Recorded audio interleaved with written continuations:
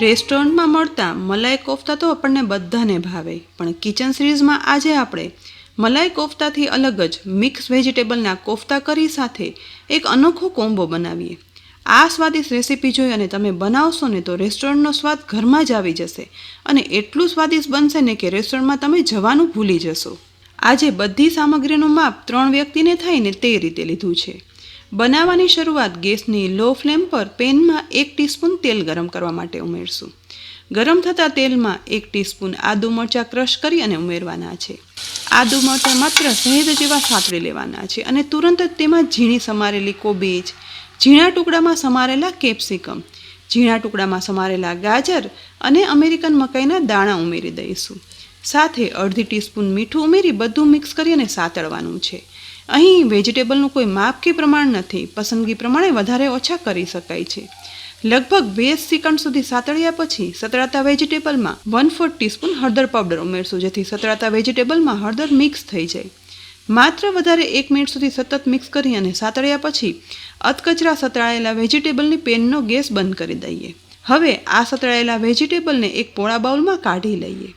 ત્યાર પછી હવે તેમાં એક મોટી સાઇઝના બાફેલા બટેટાને મેશ કરી અને ઉમેરશું. તેની સાથે સમારેલી કોથમીર ઉમેરીએ અને અહીં હવે ફક્ત બટેટા પૂરતું જ મીઠું ઉમેરવાનું છે. સાથે અડધી ટીસ્પૂન કિચન કિંગ મસાલો ઉમેરશું. અડધી ટીસ્પૂન લાલ મરચું પાવડર પણ ઉમેરી દઈએ. ત્યાર પછી અડધા લીંબુનો રસ નીચોવી લઈશું. લીંબુનો રસ નીચોવ્યા પછી 2 ટીસ્પૂન જેટલો કોર્નફ્લોર છે ને તે સાથે ઉમેરશું. હવે બધું હાથ વડે મિક્સ કરવાનું છે, જેથી કોર્નફ્લોર, મેશ બટેટા, મસાલા અને સતળાયેલા વેજીટેબલ સાથે મિક્સ થઈ જાય. ધીમે ધીમે બધું મિક્સ કરતાં કોફતા માટેનો મસાલો તૈયાર થઈ ગયો છે. અહીં આપણે કોર્નફ્લોર ફક્ત બાઇન્ડિંગ પૂરતો જ ઉમેરવાનો છે. જો ઓછો લાગે ને તો વધારે થોડો ઉમેરી શકાય છે. ત્યાર પછી એક નાના બાઉલમાં અડધો કપ કોર્નફ્લોર ઉમેરશું. હવે તેમાં અડધા કપ જેટલું પાણી ઉમેરી બંનેને ચમચી વડે મિક્સ કરવાનું છે, જેથી સ્લરી બની અને તૈયાર થાય. મને આ સ્લરી બન્યા પછી થોડી એવી પતલી લાગે છે, માટે હવે વધારે 1 ટીસ્પૂન જેટલો કોર્નફ્લોર ઉમેરી દઈશું અને સ્લરીમાં મિક્સ કરી લઈએ. બસ અહીંયા આપણે જોઈએ ને તેવી સ્લરી બની અને તૈયાર થઈ ગઈ છે. તો હવે બનાવેલા વેજીટેબલના મસાલામાંથી થોડો એવો મસાલો હાથમાં લઈ આ રીતે ગોળ વાળી લેવાનો છે. અહીં આ મસાલામાંથી બધા બોલ બનાવીએ ને તેની સાઇઝ છે ને મીડિયમ જ રાખવાની. બોલ વળાયા પછી વેજીટેબલ્સ બોલને કોર્નફ્લોરની સ્લરીમાં ઉમેરી અને સ્લરી વડે કવર કરી લેવાના છે. ત્યાર પછી આ વેજીટેબલ બોલને બ્રેડ ક્રમ્સમાં ઉમેરી બધી બાજુથી કવર કરી લેવાના છે, જેથી તળાવા સમયે બોલ્સનો મસાલો છે ને તે ક્યાંયથી અલગ ન થઈ જાય. હવે બ્રેડ ક્રમ્સ વડે કવર થયેલા બોલને એક ડીશમાં રાખતા જવાના છે.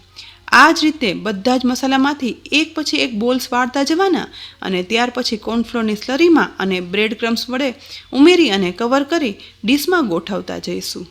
આખા મસાલામાંથી ટોટલ 9 વેજીટેબલ બોલ્સ બની અને તૈયાર થયા છે.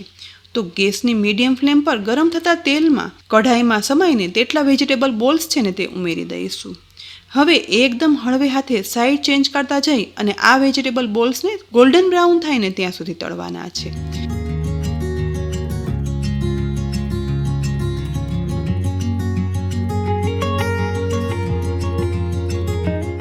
લગભગ 3 થી 4 મિનિટ તળાયા પછી જુઓ, ગેસની મીડિયમ ફ્લેમ પર લાઇટ ગોલ્ડન બ્રાઉન કલરના આ બોલ તળાઈ ગયા છે. તો હવે તેલમાંથી નિતારી અને તેને એક ડીશમાં બહાર કાઢી લઈશું અને આ જ રીતે બાકીના વેજીટેબલ બોલ્સ છે ને તે તેલમાં ઉમેરી અને તળી લેવાના છે.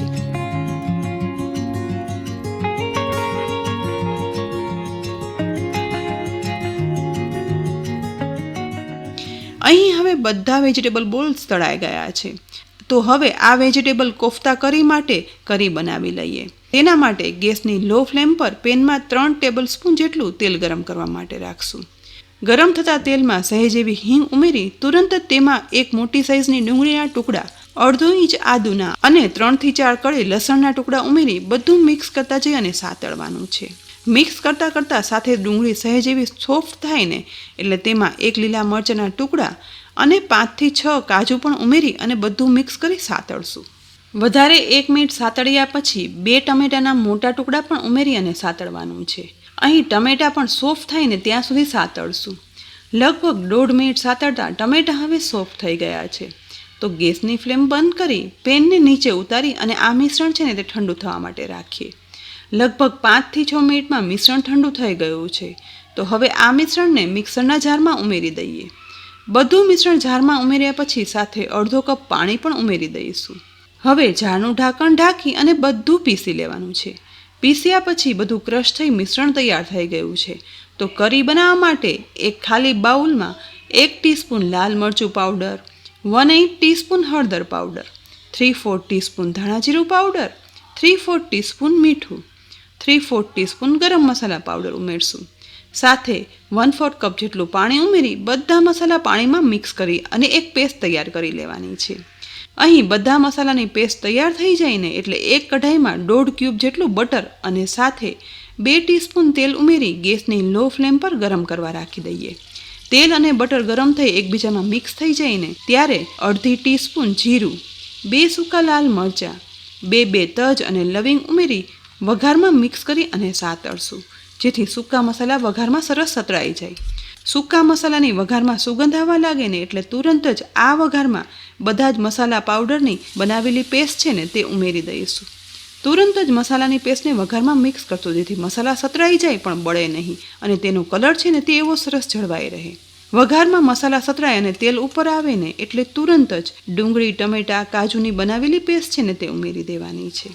હવે જારમાં 1/4 કપ જેટલું પાણી ઉમેરી તે પાણી પણ કઢાઈમાં સાથે ઉમેરી દઈશું અને મિક્સ કરી લઈએ. આ ગ્રેવીને હવે ઉકળવા દેવાની છે. સાથે તેમાં 1 ટેબલસ્પૂન જેટલી કસૂરી મેથી હાથમાં લઈ અને બંને હાથ વડે સહેજ એવી મસળી અને ઉમેરી દઈએ, જેથી બનેલી ગ્રેવી એકદમ સુગંધીદાર બને. થોડું એવું વધારે લાલ મરચું પાવડર પણ ઉમેરશું. હવે બધું આ ગ્રેવીમાં મિક્સ કરશું. ત્યાર પછી કઢાઈનું ઢાંકણ ઢાંકી આ ગ્રેવીને ઉકળવા દઈએ. લગભગ 2 થી 3 મિનિટ ઉકળ્યા પછી બહુ વધારે થીક પણ નહીં અને વધારે પતલી પણ નહીં તેવી ગ્રેવી બની અને તૈયાર થઈ ગઈ છે.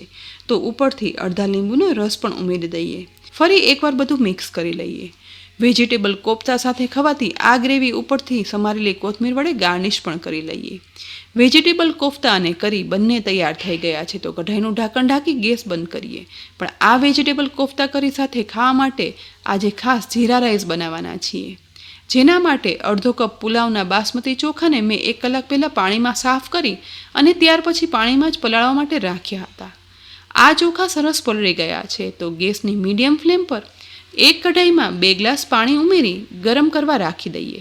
ગરમ થતાં પાણીમાં પલાળેલા ચોખા પણ ઉમેરી દઈશું. સાથે અડધી ટીસ્પૂન મીઠું ઉમેરીએ અને હવે આ ચોખાને ઉકાળવા રાખી દઈશું.